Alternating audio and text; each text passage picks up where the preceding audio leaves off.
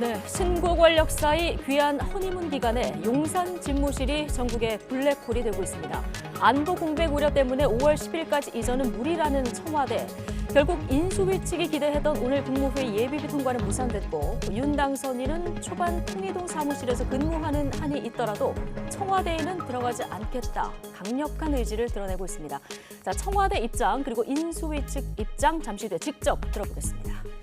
건설된 지 40년이 넘은 성산대교 2025년 완료를 목표로 보강공사가 진행 중인데요. 그런데 이미 공사가 끝난 구간에서 무더기로 균열이 생긴 사실이 YTN 취재 결과 확인됐습니다. 잠시 뒤에 현장 취재한 기자와 짚어보겠습니다.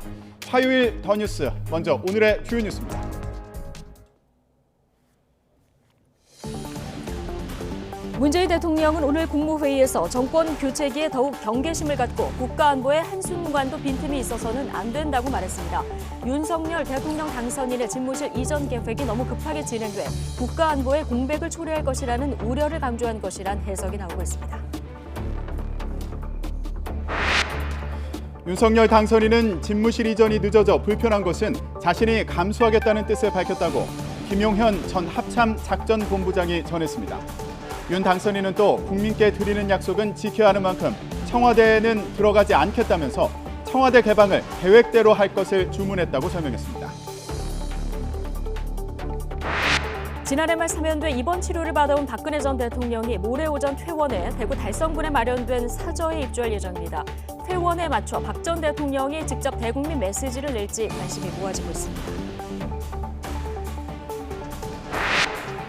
보강공사를 마친 지 1년 만에 서울 성산대교 일부 교각에 무더기로 균열이 생긴 사실이 YTN 취재 결과 확인됐습니다.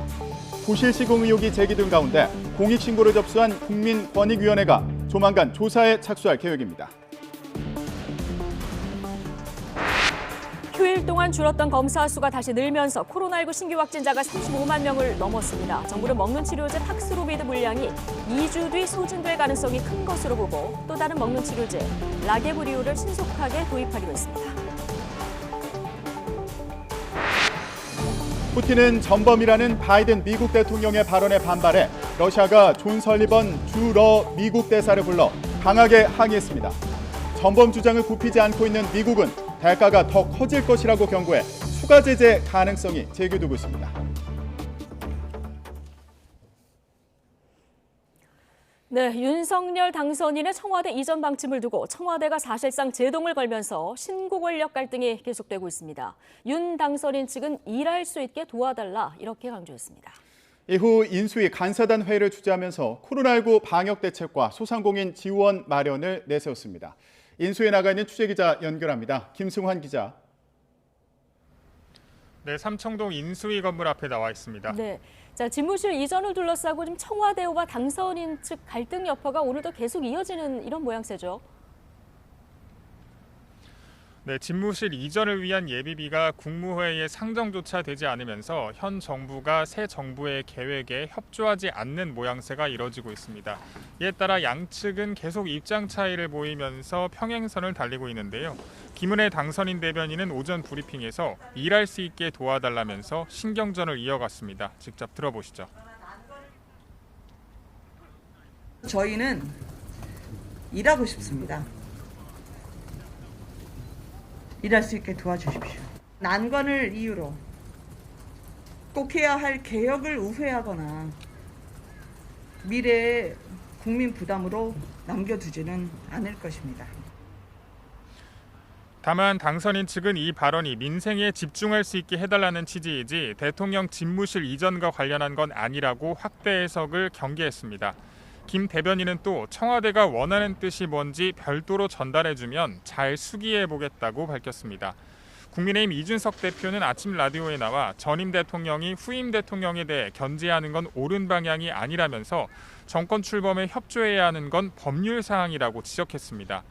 이에 대해 박수현 청와대 국민소통수석은 이전 자체를 반대하는 게 아니라 안보 공백이 우려되는 점이 있으니 머리를 맞대 해결해보자는 취지라고 해명했고 민주당 국방위 소속 안규백 의원은 이번 일을 국민 불안의 대참사로 규정한다면서 점령군처럼 국방부의 방을 빼라는 건 기막힌 일이라고 맹비난했습니다. 네, 그렇다면 문재인 대통령과 윤석열 당선인 간의 회동은 어떻게 되는 건가요?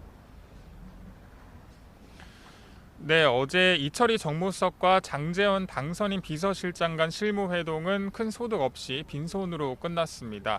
이에 따라 문재인 대통령과 윤석열 당선인이 언제 만날지도 현재로서는 안개 속에 있다 이렇게 볼 수가 있는데요. 일단 박수현 청와대 국민소통수석은 아침 라디오에서 집무실 이전 논란이 회동에 영향을 미치는 일이 있어서는 안 된다고 말했습니다.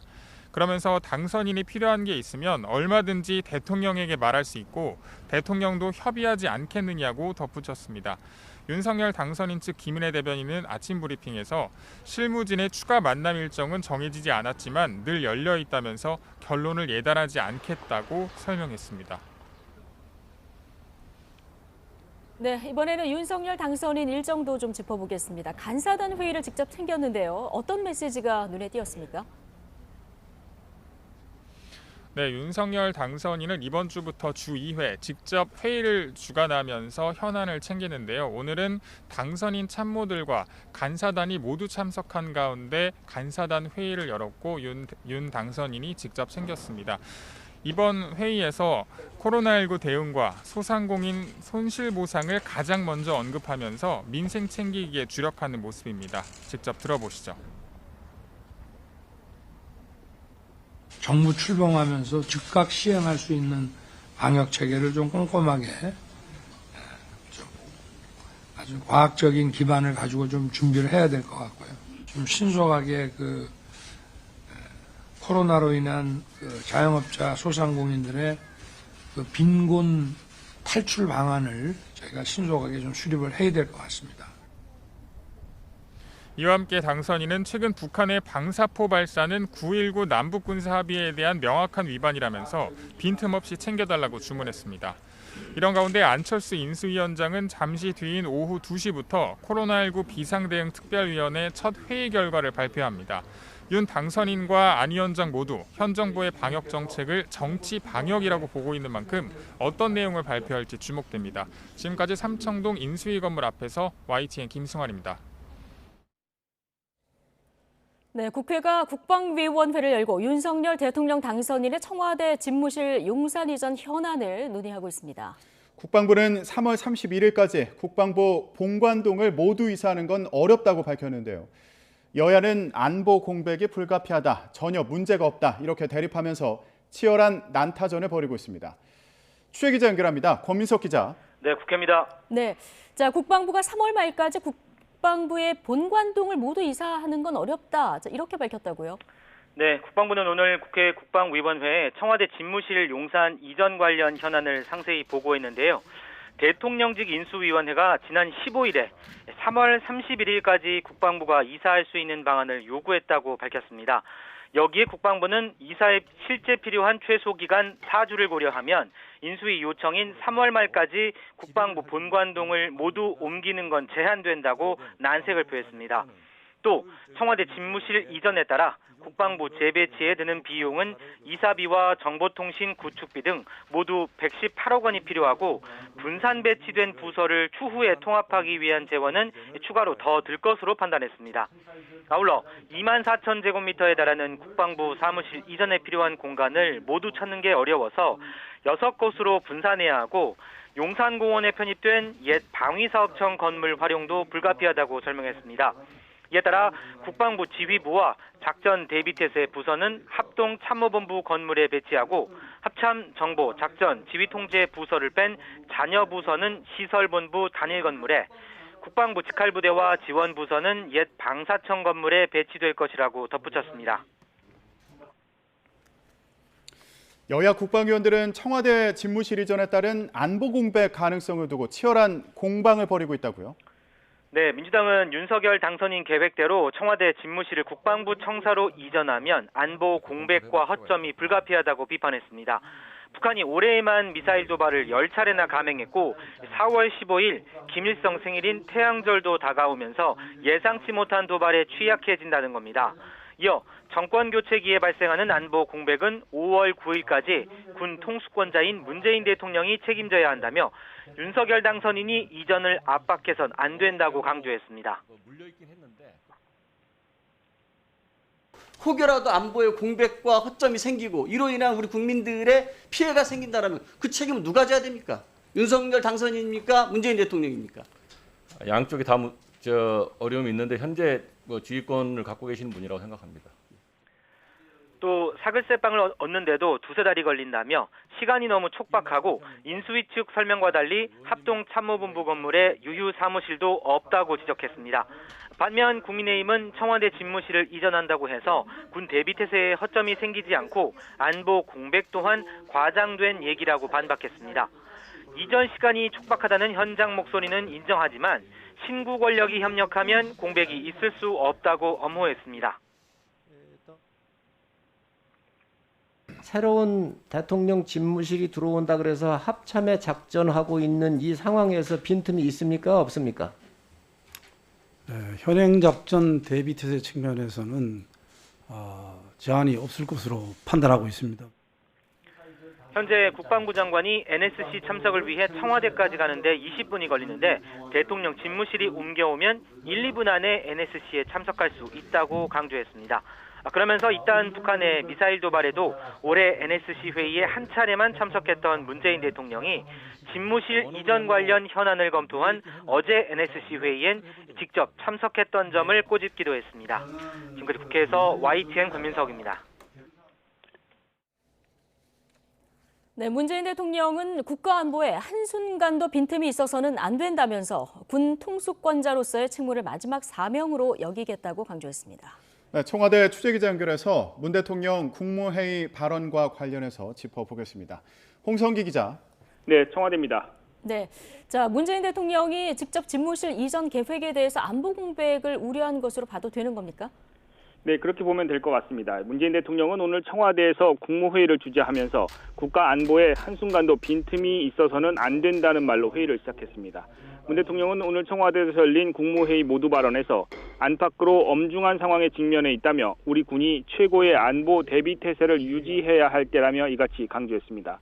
안보에 조그마한 불안 요인도 있어서는 안 된다며 정권 교체기에 더욱 경계심을 갖고 한반도 상황을 안정적으로 관리할 수 있도록 매진해야 한다고 덧붙였습니다. 그러면서 정부는 대외 위협 요인과 도전으로부터 국민 경제를 보호하고 민생을 지키는 역할을 다하면서 다음 정부로 이어지도록 노력해달라고 당부하기도 했습니다. 문 대통령의 이 같은 발언은 윤석열 대통령 당선인의 집무실 이전 계획이 대통령 취임일에 맞춰서 급하게 이루어져 국가 안보에 공백을 초래할 것이라는 우려를 다시 한번 강조한 것으로 해석됩니다. 청와대는 앞서 어제 문 대통령 주재로 국가안전보장회의를 개최한 뒤 시간에 쫓기지 말고 준비가 된 후에 이전을 추진하는 것이 순리라는 입장을 내놨습니다.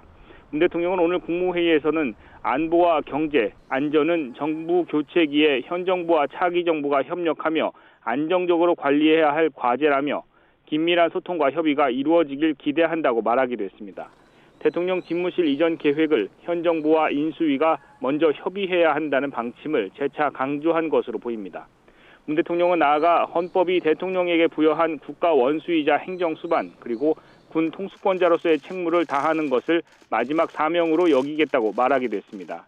안보 공백 우려에도 불구하고 당선인 측의 집무실 이전 계획에 무조건적인 동의를 하기는 어렵다는 의사표현으로 보입니다. 지금까지 청와대에서 YTN 홍성기입니다. 네, 앞서 들으셨듯이 문재인 대통령은 오늘 국무회의에서 정권 교체기에 조그마한 불안 요인이 있어서는 안 된다고 강조했습니다. 윤석열 당선인 측의 대통령 집무실 용산 이전 계획을 두고 신구 권력의 갈등이다 이런 말까지 나오고 있는데 자 지금부터 청와대와 인수위원회 양측을 전화로 연결해서 입장 차례로 들어보겠습니다. 먼저 청와대 박수현 국민소통수석 전화로 연결돼 있습니다. 자 수석님 나와 계십니까? 네, 박수현입니다. 네, 안녕하십니까? 네네. 일단 어제 NSC 회의 결과를 발표하자마자 윤석열 당선인 측에 다소 격앙된 입장이 나왔습니다. 이전을 못하면 5월 10일부터 청와대가 아닌 통이동 집무실에서 집무를 시작하겠다는 건데요. 용산 집무실 이전에 매우 강한 의지를 표명을 했습니다. 어떻게 들으셨습니까?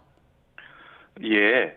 크게 다른 오해를 가지고 듣지는 않고 싶고요. 예. 또 인수위 측도 역시 저희가 말씀드린 내용을 그 오해 없는 진심으로 좀 받아주셨으면 좋겠습니다. 네. 분명히 여러 차례 말씀을 드렸습니다. 문재인 대통령도 과거 대선 때 광화문 대통령 시대를 공약한 바가 있지 않습니까? 네. 그래서 저희들은 그 약속을 다 지키지는 못하고 국민께서 청와대로 좀 더 가까이 오실 수 있도록 청와대 앞길을 24시간 개방한다거나 북악산을 개방한다거나 이런 조치를 좀 했지만 결과적으로는 광화문 시대를 열지는 못했죠. 예. 청와대 집무실이 국민 곁으로 더 가까이 가겠다는 이 뜻, 이 좋은 뜻을 왜 저희가 반대를 하겠습니까?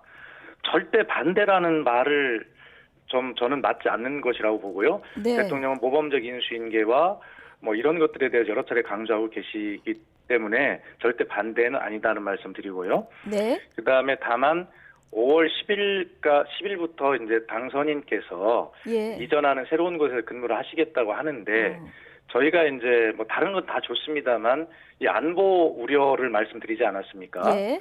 예, 그래서 이제 청와대에 있는 예를 들자면 뭐 여러 가지가 있지만 하나 예를 들자면 이제 위기관리센터 이전을 말씀해야 되는데 네. 거기에 이제 시스템이 있지 않습니까? 예. 이 청와대는 군사안보뿐만이 아니라 재난재해, 그다음에 뭐 도로, 교통, 항만, 선박 여러 가지의 어떤 망들이 굉장히 그 고도로 밀집되어 갖추어져 있는 컨트롤 타워 기능이 그 시스템에 의해서 하게 돼 있는데 이것을 윤석열 대통령께서 예를 들어 5월 10일부터 새로 이전하는 그 집무실에서 쓰시려면 이게 바로 되겠냐. 저희는 5월 9일 자정까지 이 시스템을 가지고 문재인 대통령이 대통령직을 수행하는 것 아니겠습니까? 네. 그래서 이런 어떤 차이를 어떻게 극복할 것이냐, 그다음에 그 대책이 어떻게 돼 있느냐라고 하는 것들을 서로 이야기를 해서 네. 윤석열 대통령 당선자께서 국민 곁으로 다가가겠다고 하는 그 약속을 잘 지켜지기를 저희는 협조하는 마음으로 말씀드리는 것이지 예. 반대가 아니다는 말씀을 드립니다. 아, 반대는 아니다. 자, 지금 안보뿐만 아니라 재난재해를 다 컨트롤해야 되는데 이걸 통째로 옮기기에는 시간상 부족하다. 이런 의견을 피력하신 거다 얘기를 해주셨는데 자, 어제 오전에 박 수석께서 우리가 못 지킨 약속을 지키길 기대한다 이렇게 발언하셔서 네. 이전 비용 예비비 통과도 되나 보다 이런 해석이 많았거든요. 근데 NSC 열린 이후 오후 공식 브리핑에서는 지금 말씀하신 것처럼 이제 안보 공백 우려로 용산 이전이 촉박한 시간 내에는 무리다 이렇게 발표가 되다 보니까 여러 해석이 나온 것도 사실이거든요. 아니 오전에 제가 말씀드린 것은 그런 원칙을 지금도 원칙을 말씀드리지 않습니까? 예. 대통령 당선인의 그 공약과 이런 비전에 대해서 반대하지 않는다라고 말씀을 드린 거고요. 예. 그건 지금도 마찬가지입니다. 반대가 아니라고 말씀드렸지 않습니까? 예. 예상되어지는 그런 어떤 해결해야 될 문제점, 우려 이런 것들을 인수위 측에 전달을 하고 또 그에 대한 대책은 잘 이렇게 준비를 하고 계신가? 또 그렇게 하고 계시리라 믿습니다만 예. 그러면 그런 우려에 대해서 또 설명을 해주시면 되지 않습니까? 네. 이것을 서로 어떤 뭐 이렇게 반대한다고 이해하시고 또 그에 대응하는 정도의 또 메시지가 나오고 뭐 이렇게 할 문제가 저는 아니라고 생각하는데 왜 예. 이것이 신구 권력 간의 충돌인지 예. 그리고 왜 오후에 들어서 급변해서 말을 바꿨다고 하시는지 예. 그리고 심지어 어떤 언론에는 보니까 청와대 내에 윤석열 당선자님에 대한 협조파와 투쟁파가 있다는 기사. 예. 그리고 용산 이전에 대한 비공개 여론조사를 청와대가 했다는 기사. 네. 그리고 문재인 대통령이 이런 것에 대해서 어떤 그 경로를 막 했다는 기사. 이런 건 전부 사실이 아니거든요. 예, 알겠습니다. 예. 그러니까 용산으로 옮기는 것에 대한 반대는 아니고 좀 더 잘 준비해서 5월 10일 뒤에 조금 천천히 이전하는 게 어떻겠냐 이런 입장으로 저희가 이해를 하면 되겠습니까? 거기서 한 가지 더 정확하게 정리하는 것은 네. 저희가 대통령 집무실을 국민 곁으로 가까이 가겠다는 걸 적극 저희도 희망했었고 그렇게 네. 하시길 바라는데요. 거기가 용산 이전이냐 아니냐 그 어떤 어디로 옮겨갈 것인가에 대한 판단을 저희는 하지 않는다는 말씀을 드립니다. 예, 장소에 대한 판단은 하지 않겠다. 자, 네. 김은혜 오늘 대변인도 청와대가 원하는 뜻이 뭔지 전달해주면 잘 수기해보겠다 이런 입장이 나와서 앞으로 협의 과정 좀 지켜봐야 될 것 같고요. 자, 안보 문제 관련해서요. 윤 당선인 측에서는 유사시 이 중심축이 합참이고 합참은 이번에 그냥 그대로 있는데 무슨 공백이나 이런 주장이거든요. 자, 국방부 이야기도 다 들었다 얘기를 하고 있는데 어떻게 보십니까? 오늘 그 국회 국방위원회에 제출한 국방부 업무자료 보고를 보면요. 네. 뭐 그런 어떤 뭐 고차원적인 문제도 문제지만 이사를 위한 계약 소요 시간 2일, 이사에 실제 소요되는 최소 시간도 약 4주. 이를 고려한다면 단기간에 국방부 본관동을 모두 이사하는 것은 제한적이다 이렇게 이제 밝히고 있어서 시간이 여러 가지로 필요해 보인다는 뜻입니다. 예. 그리고 그 안보 문제가 아까 제가 말씀드렸지만 안보 우려는 비단 그 한 가지뿐만이 아니라 여러 가지가 있는데 아까 네. 제가 그 중에서 예를 들은 것이 위기관리 시스템의 이전이 그렇게 5월 9일 자정까지 딱 끝나고 나서 바로 5월 10일 날 그렇게 옮겨갈 수 있겠느냐. 네. 라고 하는 그런 우려를 아까 앞에 제가 말씀을 드렸잖아요. 예. 그래서 물론 인수위 측에서 그 우려에 대한 답을 가지고도 계실 거고 대책도 있으시다고 믿지만 마치 이런 어떤 부분들에 대해서 서로 설명하고 납득 우려에 대해서 국민이 우려하고 계신 거지 뭐 지금 저희 청와대가 이걸 가지고 우려한다 예. 이렇게 보지 마시고 국민 우려를 어떻게 그 말씀을 잘 설명을 국민께 드릴 것이냐라고 하는 문제라고 생각하고요. 예. 예. 알겠습니다. 자, 윤 당선인 측에서는 용산 이전 골든타임을 이번 주로 보고 있습니다. 이제 이전 준비를 시작하려면 예비비 집행이 돼야 하는데 자, 안보 공백 우려를 불식시킬 만한 대안이 없다면은 예비비 집행은 현재로서 어렵다고 해석을 해야 될까요? 거꾸로 말하면 설득이 되면 앞으로도 가능하다 이렇게 저희가 해석을 하면 될까요? 이 예비비에 대해서도요. 저희가 네. 앞에 말씀드린 반대가 아니라고 분명히 말씀드렸잖아요. 그렇기 때문에 여기에 무슨 걸림돌이 있을 게 없습니다. 다만 말씀드린 대로 우려되는 안보 상황이나 뭐 이런 부분들에 대한 대책 뭐 이런 것들이 제대로 반영이 되어 있는지를 자세하게 한번 이렇게 볼 필요가 있겠다 이런 뜻이지. 네. 그리고 그렇게 판단이 쓰면 임시 국무회의를 내일이라도 열어서 예. 할 수 있는 문제라고 여러 차례 설명드렸습니다. 예. 알겠습니다. 자, 끝으로 짧게 하나만 여쭤보겠습니다. 네네. 이제 문재인 대통령과 윤 당선인의 만나긴 만나셔야 되는데요. 어제 이철희 정무수석과 장재원 비서실장의 회동도 이제 성과 없이 끝난 상황이라서요. 언제쯤 이게 가능할까요? 글쎄 그것을 지금 두 분이 열심히 노력하고 계시고 예. 해서 또 필요성 이런 것들은 또 국민에 대한 도리 아니겠습니까? 그래서 아마 조만간 두 분께서 만나셔서 네. 여러 가지 문제들을 허심탄회하게 그렇게 말씀을 나누실 기회가 있기를 저희도 크게 기대하고 있습니다. 기대하고 있다. 네, 알겠습니다. 자, 지금까지 청와대 박수현 국민소통수석과 함께 대통령 집무실 용산 이전과 관련한 청와대 입장 들어봤습니다. 고맙습니다.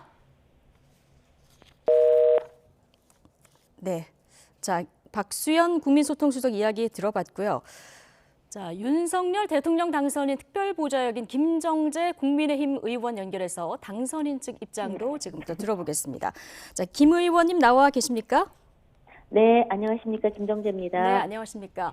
자, 윤석열 당선인 측이 요청한 예비비 496억 원, 오늘 국무회의에 상정되지는 못했습니다.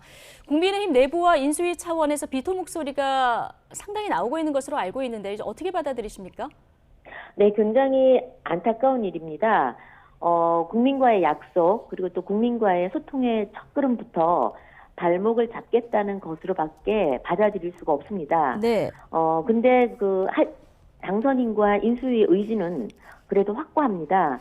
청와대는 반드시 국민의 품으로 돌려드리고 대통령은 항상 국민들과 함께 하겠다는 것입니다. 네. 다 아시겠지만 이번에 청와대 시대를 끝내겠다라는 것, 그리고 용산에서 국민소통 시대를 만들겠다는 것은 단순히 이렇게 집무실만 이전하겠다는 것이 아닙니다. 예.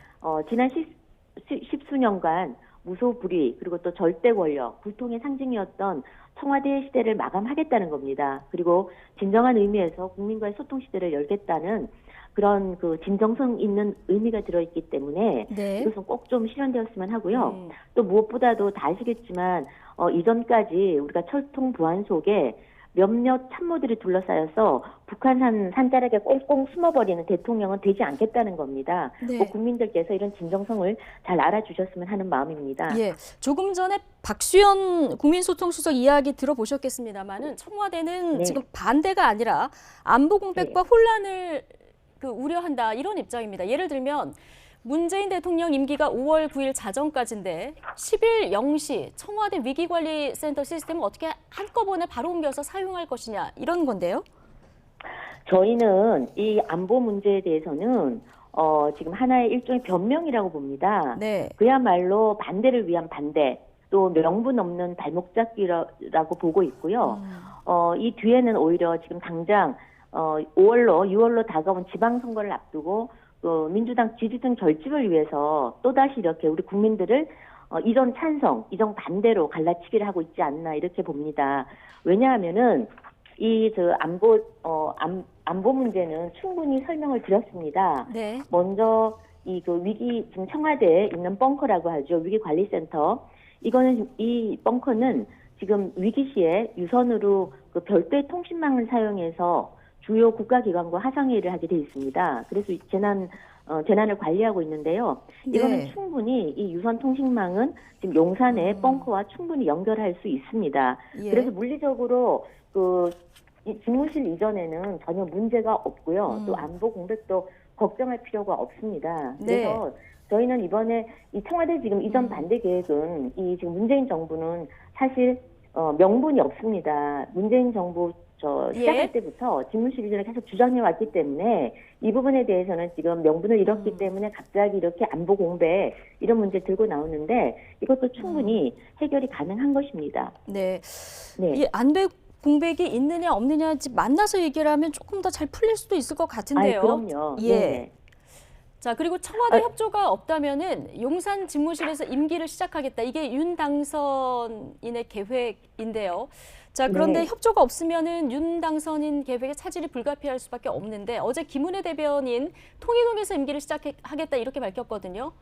자, 구체적으로 그러면 어떻게 하는 겁니까? 당연히 문 대통령께서 네. 이 협조하지 않으면 취임 이전에 집무실 이전은 사실상 힘듭니다. 그래서 현재 마련된 통이동 당선인 집무실에서 임기를 시작하는 수밖에 없고요.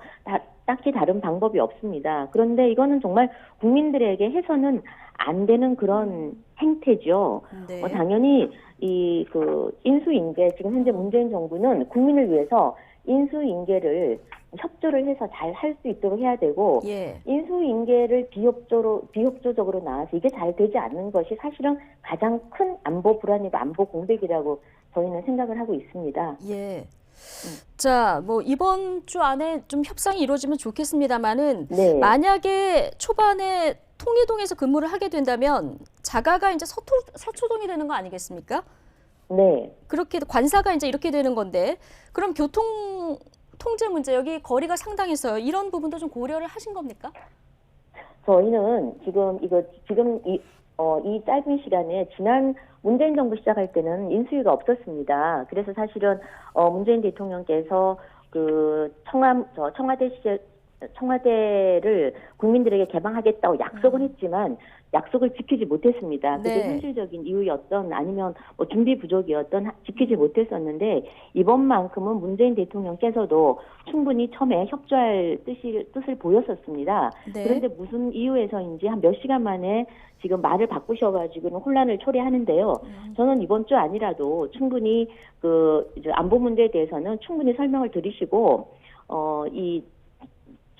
국민과의 약속을 지킬 수 있도록 새로운 당선인께서 이제는 국민 통합의 시대로 또 국민 소통의 시대로 나갈 수 있도록끔 협조하지 않을까라고 기대를 하고 있습니다. 예. 그래서 이번 주 안으로 청와대 이철희 수석과 또 우리 비서실장이 조속히 만나서 이런 구체적인 얘기를 해서 무난히 예. 저는 이전 문제가 해결이 되었으면 하는 그런 바람입니다. 예, 자 김 의원님.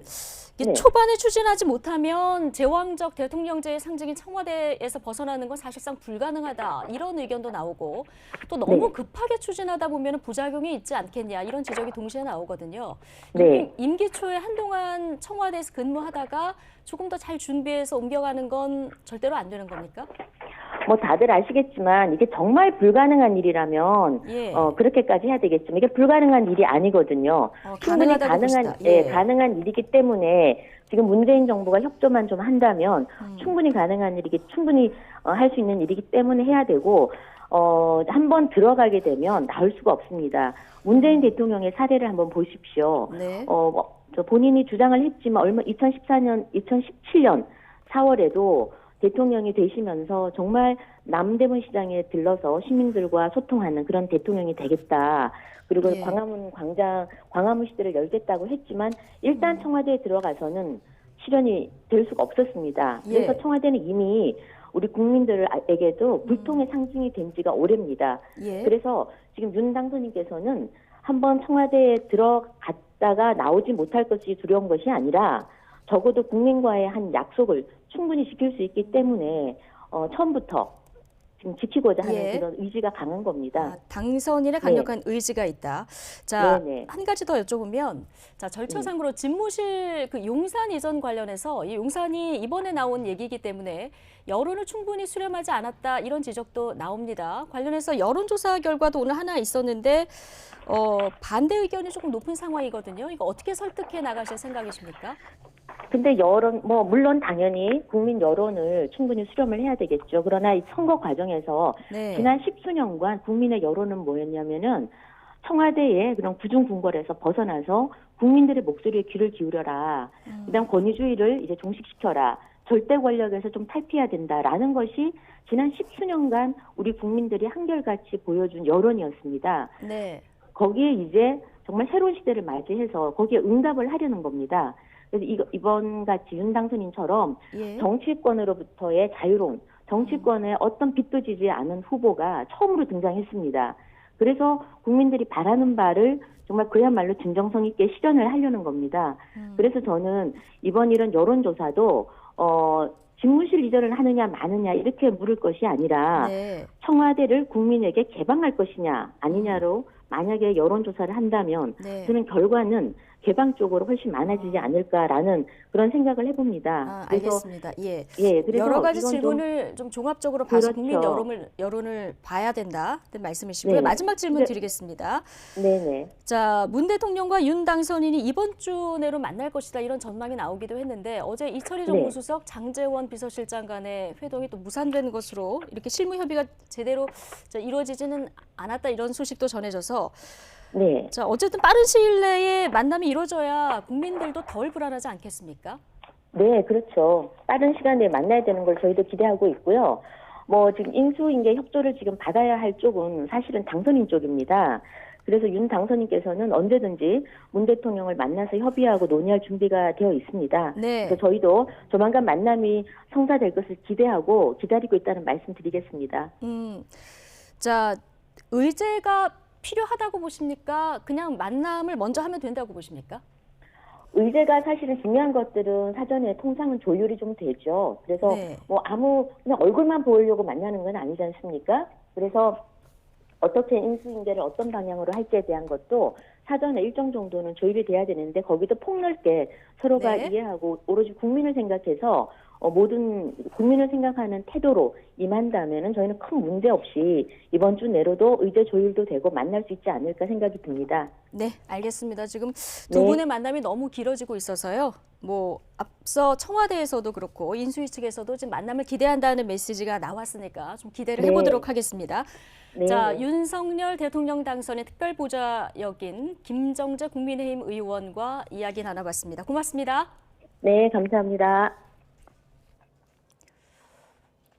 네, 자, 안철수 대통령직 인수위원장 현안 브리핑이 곧 시작될 것 같습니다. 어제 있었던 코로나19 비상대응 특별위원회 첫 회의 결과 관련한 설명이 있을 것 같은데요. 현장으로 가보시겠습니다.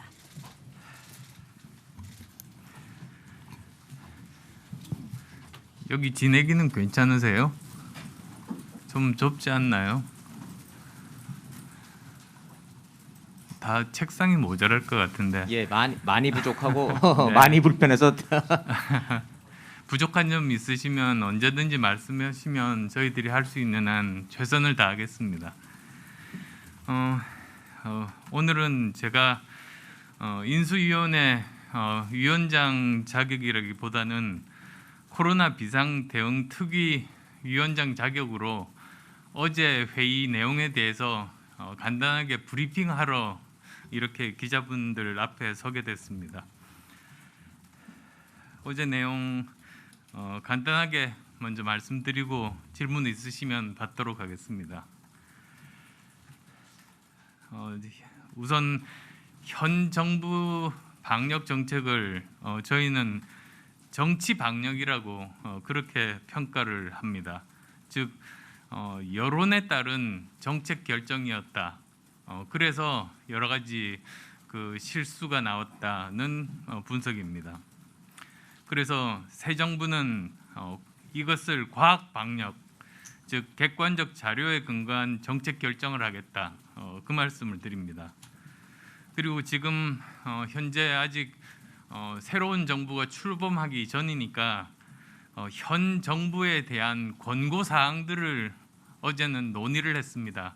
완벽하지는 않지만 어제 나왔던 내용들은 7가지 정도입니다. 그리고 앞으로 일주일에 2번 내지 3번 정도 정기적인 그 회의를 통해서 계속 이 논의들을 더 심도 있게 이어나가기로 했습니다. 그 7가지는 다음과 같습니다.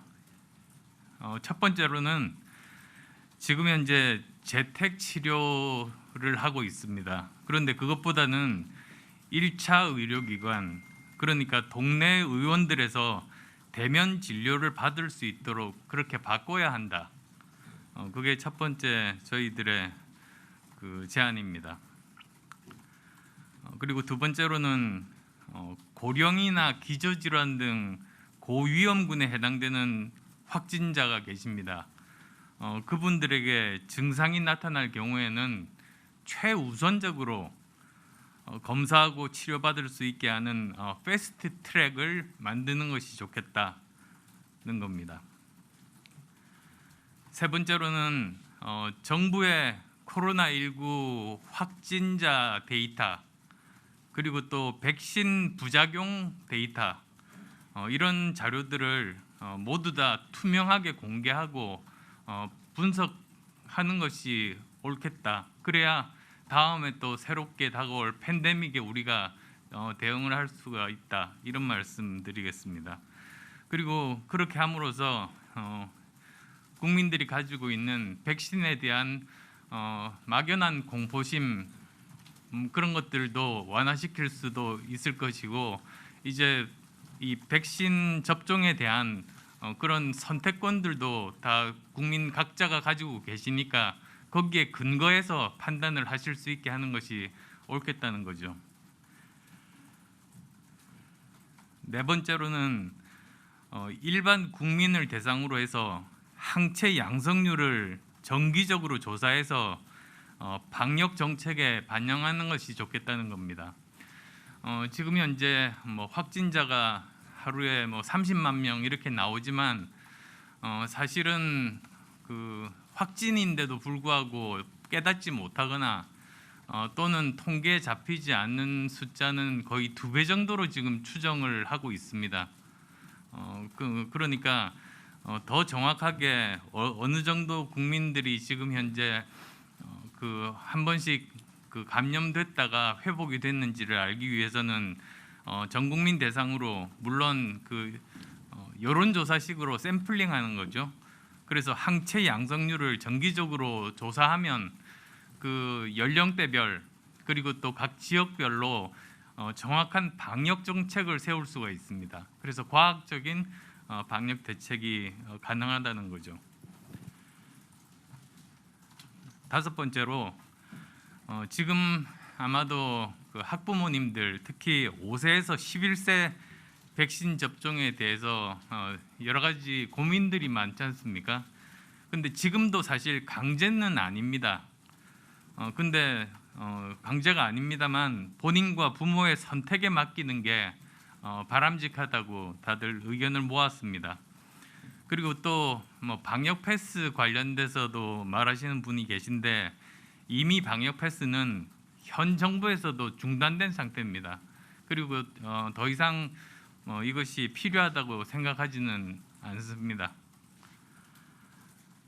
그리고 여섯 번째로는 팍스로비드 등 경구 치료제가 지금 굉장히 모자랍니다. 아마도 이번 달 지나고 4월 달이 되면 완전히 동이 날 가능성이 있습니다. 그래서 이런 경구 치료제 확보에 최선을 다해야 한다.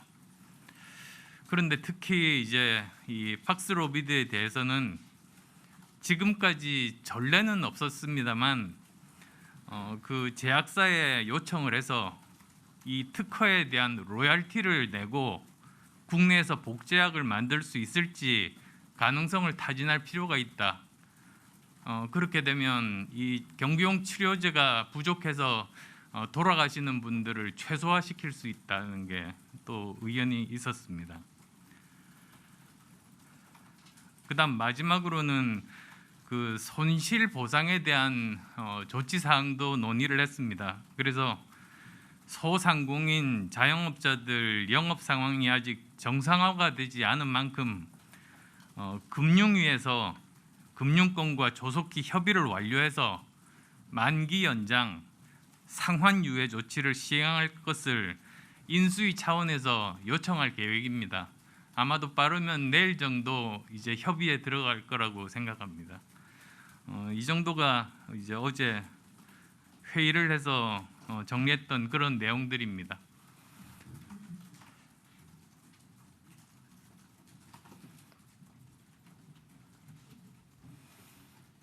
이제 질문 예. 저기 누가 부대변인께서 질문 누구 저기 지정해 주시죠. 예, 저기 그 마이크가 있으니까 먼저 마이크 순으로 하겠습니다. 네, 기자님 해주시고 저 그다음 YTN 부장원 기자라고 합니다. 회의 위원장님 오늘 그 내용 당선인께서 브리핑 듣고 오셨는데 간사는 첫 회의 일단 현 정부 코로나 대응 정책 관련해서 여론에 따른 정책 결정이었고 정치 방역으로 평가한다는 설명 뒤에 새 정부는 객관적 자료에 의한 과학 방역으로 전환하겠다라고 얘기하면서 재택 치료자들에 대해서는 동네 의원 대면 치료로 바꿔야 한다. 그리고 또 고위 위험군 확진자 최우선적으로 검사받도록 패스트트랙도 도입하겠다. 또 백신 부작용 자료를 투명하게 공개하겠다. 이런 등등의 한 7가지 정도의 어제 회의에서 나온 내용들에 대한 설명이 있었습니다.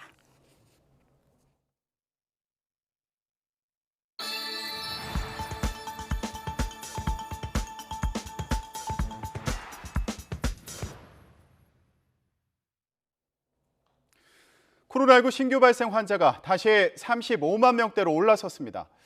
방역당국은 오미크론 유행의 정점에 진입했다면서도 감소세로 전환하는지는 좀 더 지켜봐야 한다고 평가했는데요.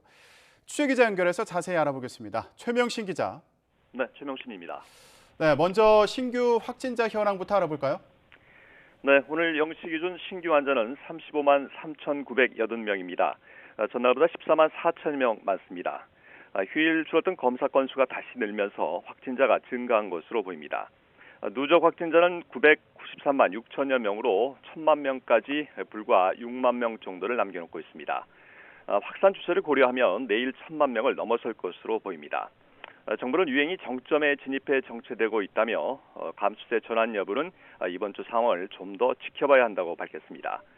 통상적으로 화요일까지는 주말 검사량 감소 영향으로 확진 규모가 줄었다가 수요일부터 본격적으로 증가하는 패턴을 반복해온 만큼 내일부터 확진자가 늘 것으로 예상했습니다.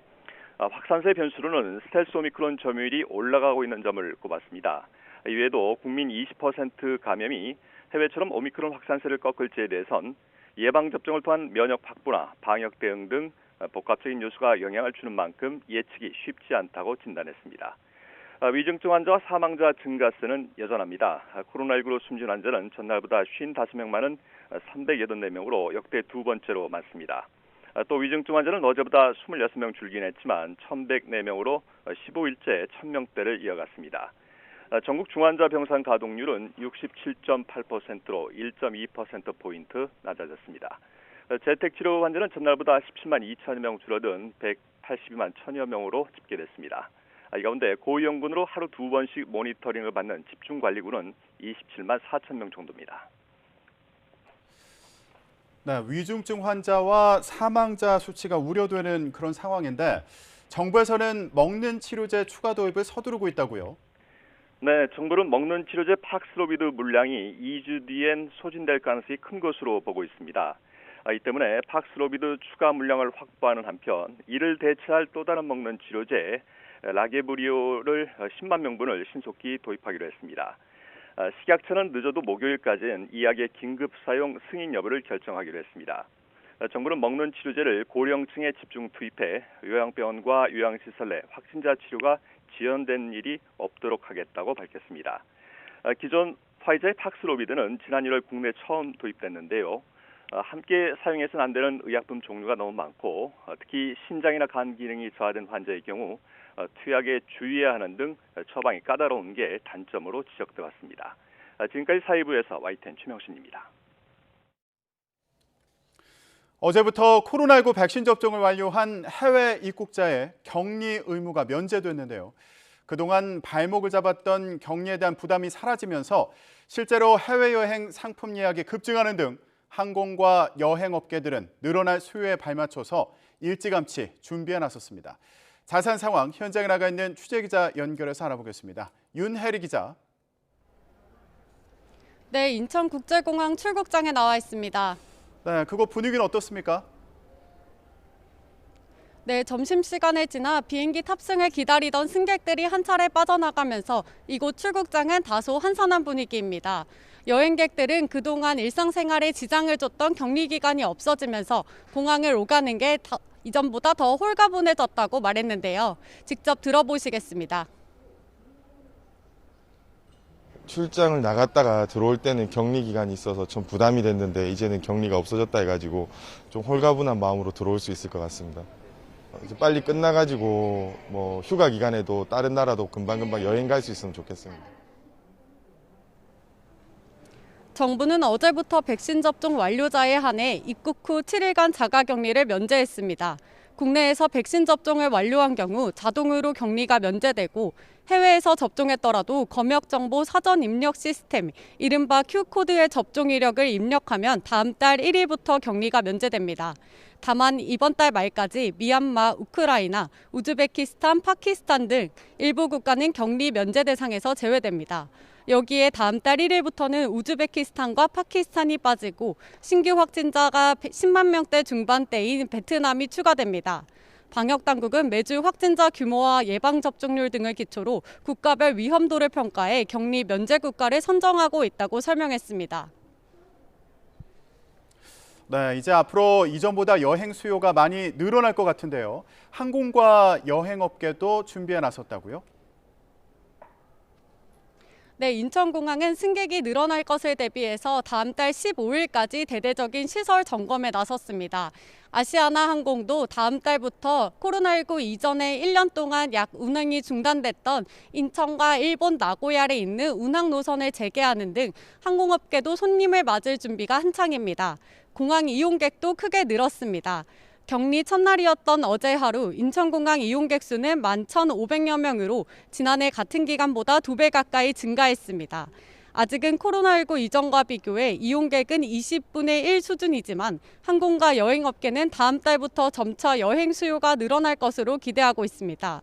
실제로 한 여행사는 해외 입국자 격리 면제 지침이 발표된 지난 11일 이후 해외여행 상품 예약 건수가 이전보다 2배 가까이 늘었다고 말했습니다.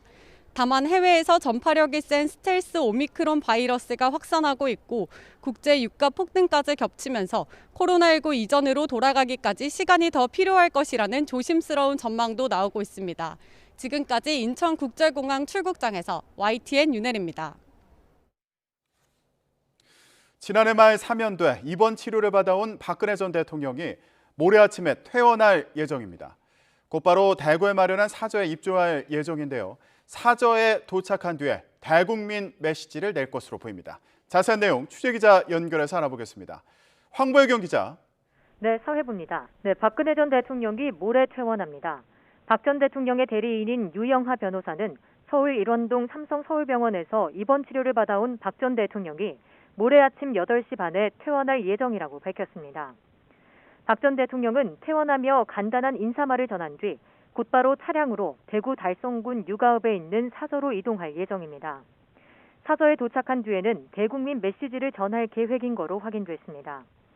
박 전 대통령은 지난 2017년 3월 31일 국정농단 사건으로 구속됐다가 지난해 말 대통령 특별사면 대상에 포함돼 사면 복권되면서 4년 9개월 만에 구속 상태에서 풀려났습니다.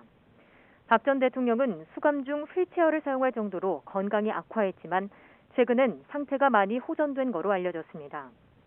지난 5일 대선 사전투표 날에는 휠체어를 사용하지 않고 걸어서 투표소에 입장하기도 했습니다. 박 전 대통령 측은 지난 2일 사저에 대한 전입 신고를 마쳤고 지난 18일엔 지지자들이 귀향 환영 행사를 열기도 했습니다.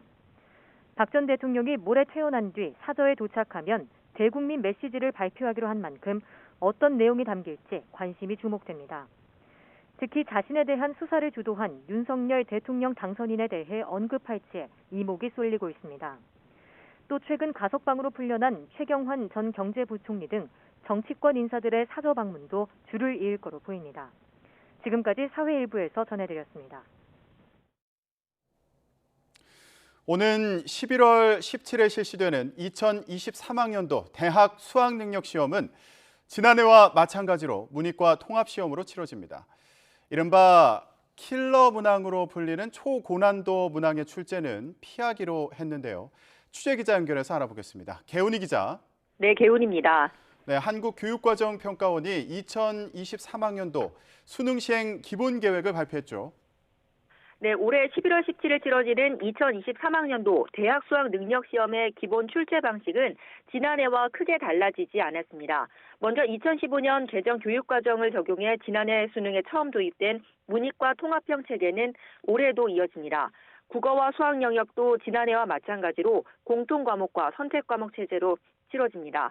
국어는 독서, 문학이 공통 과목이고 화법과 작문, 언어와 매체가 선택 과목입니다. 수학은 수학 1, 수학 2를 공통 과목으로 치르고 확률과 통계, 미적분, 기하 중 한 과목을 선택할 수 있습니다. 또 사회탐구 영역과 과학탐구 영역은 문이과 구분 없이 통합돼 17과목 중 최대 2과목을 선택하면 됩니다. EBS 교재 강의와 수능 출제 연계율은 영역 과목별 문항수 기준으로 50%를 유지합니다. 첫 문이과 통합형 수능으로 치러진 지난해 수능은 선택 과목에 따른 유불리가 있다는 지적이 잇따랐는데 이에 대해 평가원은 과목에 따른 유불리는 완전히 극복하기 어렵지만 집단적으로 문과에 불리하고 이과에 유리하다고 보는 것은 현재 교육과정에서는 적합하지 않은 지적이라고 해명했습니다. 또 현재 문이과 통합교육과정이 학생들이 진로 적성에 따라 선택권을 넓힌다는 측면에서 기여한다고 강조했습니다. 평가원은 수험생에게 수능 문제 유형 적응 기회를 주고 난이도 조정을 위해 올해도 본 수능에 앞서 6월과 9월 두 차례 모의평가를 실시합니다. 수능 출제 오류 방지와 이의심사제도 개선 방안도 발표됐습니다. 먼저 검토 과정 개선 방안으로 출제 검토위원이 정답률이 낮다고 판단한 문항은 기존 검토 절차에 더해 한 번 더 검토하는 절차를 신설했습니다. 이른바 킬러 문항으로 불리는 초고난도 문항의 출제를 지향하는 기조를 유지하고 2022학년도 수능 결과와 6월, 9월 모의평가 분석을 통해 적정 난이도 유지에 노력한다는 방침입니다. 검토자문위원도 현행 8명에서 12명으로 확대하고 출제 기간은 36일에서 38일로 이틀 늘렸습니다. 이 심사제도 개선 방안으로는 이견, 소수의견 재검증 절차를 신설하고 이의신청과 관련해 자문받은 학회명과 자문 내용을 공개하기로 했습니다. 이의심사 기간도 기존 12일에서 13일로 하루를 늘렸습니다. 이의신청은 수능일인 11월 17일부터 21일까지이며 11월 29일 정답을 확정하고 성적은 12월 9일 통지될 예정입니다. 지금까지 YTN 개훈입니다.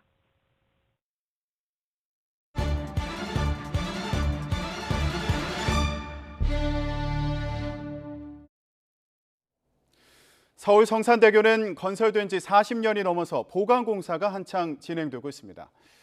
그런데 이미 공사가 끝난 구간에서 1년 만에 균열이 발생한 사실이 YTN 취재 결과 확인됐습니다. 부실 시공이 원인으로 추정되는데요. 공사 당시 필요한 성능 시험을 제대로 하지 않은 정황도 드러났습니다. 취재 기자와 함께 얘기해 보겠습니다. 황윤태 기자 나와 있습니다. 안녕하세요. 네, 성산대교에 균열이 발생했다. 안전이 걱정되는 상황인데 정확히 상태가 어떻습니까? 네, 문제가 발생한 구간은 성산대교 남단 바닥 쪽입니다. 제가 직접 들어가서 균열을 확인해 봤는데요. 네. 바닥판 곳곳에 균열을 육안으로도 쉽게 발견할 수 있었습니다. 직접 그림을 보시면요. 일반적으로 균열이 0.3mm가 넘으면 다리 기능에 영향을 줄 수 있다고 합니다. 네. 화면을 보시면 한눈에도 굵직한 균열을 발견하실 수가 있는데요.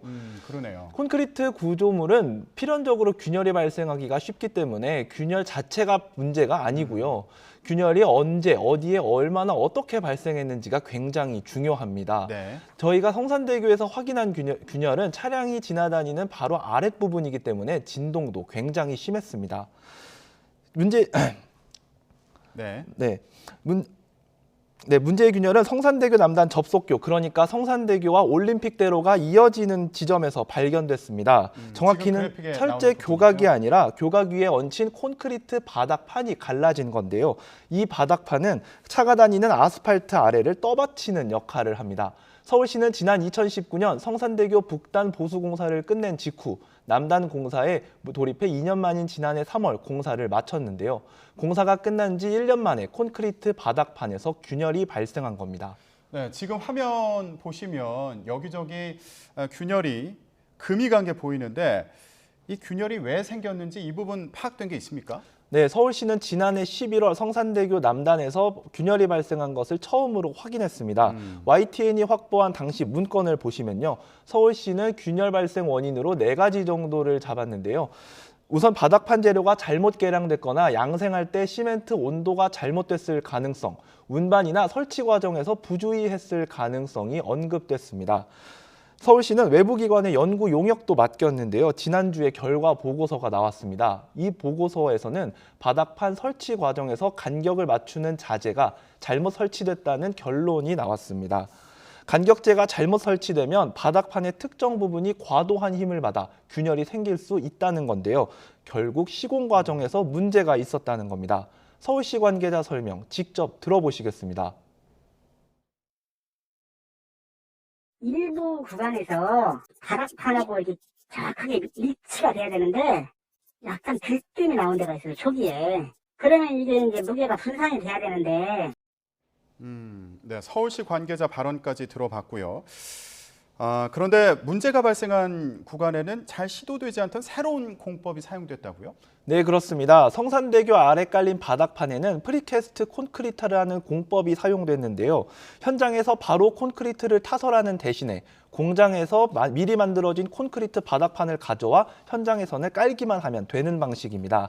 원래는 아파트를 만들 때 많이들 쓰이곤 하는 방식인데요. 최근에는 교량 건설에도 일부 쓰이기 시작했습니다. 양생할 필요가 없기 때문에 공사 기간을 줄일 수 있다는 장점이 있지만 가격이 비싸다는 단점도 존재합니다. 서울시는 공사 기간을 3개월 정도 줄이겠다며 공사 도중에 8억 원 정도 예산을 늘려 공법을 바꿨습니다. 현재는 성산대교 본교에 대한 보수 공사가 진행되고 있는데요. 앞서 공사한 남단에서 균열이 보고되자 서울시는 본교 바닥판에는 다시 콘크리트를 직접 타설하는 방식으로 공법을 바꾸는 방안을 검토하고 있습니다. 네, 그렇군요. 그런데 공사 과정에서요, 꼭 필요한 자재 성능 시험을 안 했다 이런 의혹도 있다고요? 네, 성산대교처럼 차량 통행이 많은 교량은 하중으로 인한 파손 가능성, 즉 피로도를 꼭 확인해야 합니다. 피로에 강한 자재를 사용해야 균열이나 내구성의 저하가 없이 오랜 시간 교량을 사용할 수 있기 때문인데요. 국토부 규정에도 대형 교량이나 주요 도로에는 바닥판에 200만 회 정도의 진동을 가해 피로도를 측정해야 된다고 명시돼 있습니다. 그런데 서울시는 성산대교 남산 보강공사 당시에 프리캐스트 콘크리트 바닥판의 피로도를 시험하지 않은 것으로 파악됐습니다. 서울시는 강교, 그러니까 철로 만들어진 다리에는 콘크리트와 관련된 피로도 시험 규정 자체가 없다고 설명했습니다. 또 바닥판 내부에 설치된 철근의 저항값이 기준을 충족하기 때문에 바닥판의 품질에는 이상이 없다고 해명했습니다. 네, 지금 서울시 설명대로면 문제가 없는 것으로 보이는데 전문가들의 의견은 다르다고요? 네, 전문가들은 피로도 시험이 꼭 필요하다고 설명하고 있습니다. 하루 종일 수많은 차들이 계속해서 진동을 주고 있기 때문에 바닥이 차량의 하중을 오랫동안 잘 버텨야 한다고 말하고 있습니다. 전문가 의견도 직접 들어보시겠습니다. 어떤 이제 깨진다든지 하는 게 이제 반응이 뭐가 나오냐 하는 건데 그걸 안 했다? 그건 말이 안 되죠. 서울시가 제시한 근거 자료에서 서울시 주장과 일부 상충하는 부분도 발견됐습니다. 서울시는 성산대교 피로도 시험과 관련한 정보 공개 청구에 대해 2010년 교량 설계 규정을 근거로 검사할 필요가 없다 이렇게 답변했는데요. 제가 해당 규정을 확인해 보니 200만의 피로도 검사를 해야 한다는 규정이 존재했습니다. 네. 서울시는 해당 규정이 균열이 생긴 콘크리트 바닥판이 아니라 철골 구조물에 대한 것이라고 주장하고 있는데요. 철골 구조물 역시 저항값이 기준치를 만족한다고 해서 품질에 문제가 없다고 보는 건 잘못이다. 이런 지적도 함께 나왔습니다. 완제품에 대한 시험을 해야 되는데 완제품에 대한 시험은 전혀 하지를 않았습니다. 업체 말만 듣고 특허라고 해서 설치했기 때문에 네, 그러면 가장 중요한 부분 중에 하나겠죠. 안전에는 문제가 없는 건지, 뭐 붕괴할 그런 위험은 없는 건지 이것도 궁금한데 어떻습니까? 네, 서울시는 일단 바닥판 균열로 인해 붕괴와 같은 대형 사고가 일어날 가능성은 아주 적다고 말하고 있습니다. 성산대교에서 발생한 균열 대부분이 심각한 기능적 이상을 가져오는 건 아니라면서도 조만간 보수공사를 진행할 계획을 세우고 있는 상황입니다. 현재 성산대교에 생긴 균열의 규모는 전체 면적의 약 3% 정도입니다. 이 가운데 내구성을 떨어뜨릴 정도의 균열은 0.5% 정도로 추산됩니다. 문제는 보수 방법인데요. 교량 아래에서 보수 작업을 해야 해서 위험하기도 하고 작업 자체가 쉽지는 않은 상황입니다. 또 바닥판을 교체할 경우엔 차선을 모두 통제해야 할 수도 있다는 우려도 함께 나옵니다. 서울시는 시공사와 감리업체에 부실 시공 책임을 물을 수 있는지를 검토할 계획입니다. 그렇지만 서울시 역시 감독 의무를 소홀히 한 만큼 비판을 피하기는 어려워 보입니다. 네, 안전하게 보수 공사가 이루어져야겠군요. 이 부분도 좀 챙겨봐야겠습니다. 예, 여기까지 듣겠습니다. 사회부의 황윤태 기자였습니다. 오늘 말씀 고맙습니다.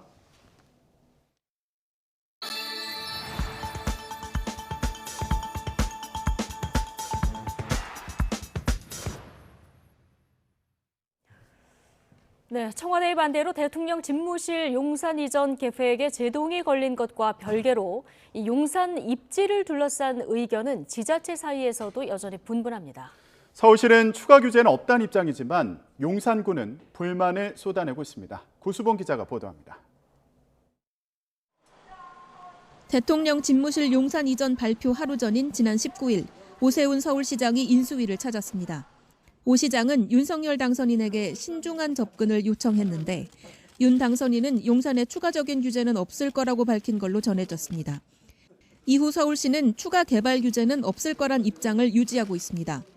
오 시장은 취재진의 관련 질문에 서울의 각종 개발 사업을 검토하고 윤 당선인과 토의했다며 일부 용산 주민들이 우려하는 것처럼 건축 제한은 걱정할 상황이 아니라는 데에 공감대를 이뤘다고 말했습니다. 하지만 해당 자치구인 용산구는 불만을 쏟아내고 있습니다. 대통령 집무실이 용산으로 오기는 옵니까? 아닌 밤중에 홍두깨라고 느닷없이 보도 듣도 못한 이야기로 가지고 구민...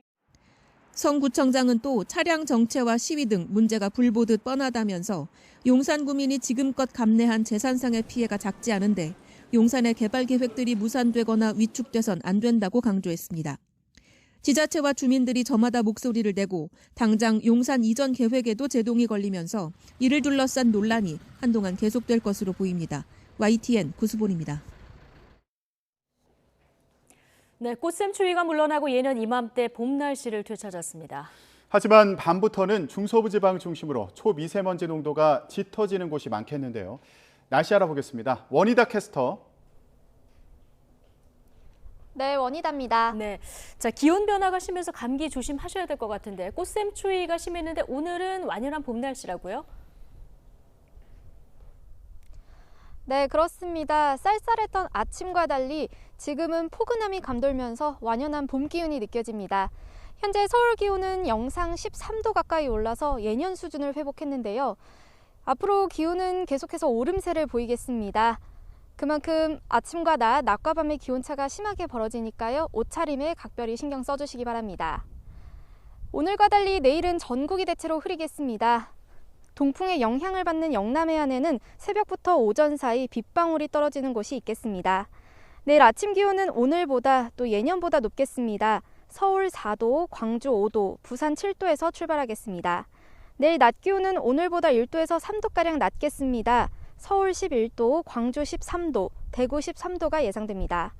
당분간 대체로 맑은 날씨 속에 일교차가 크게 벌어지겠고요.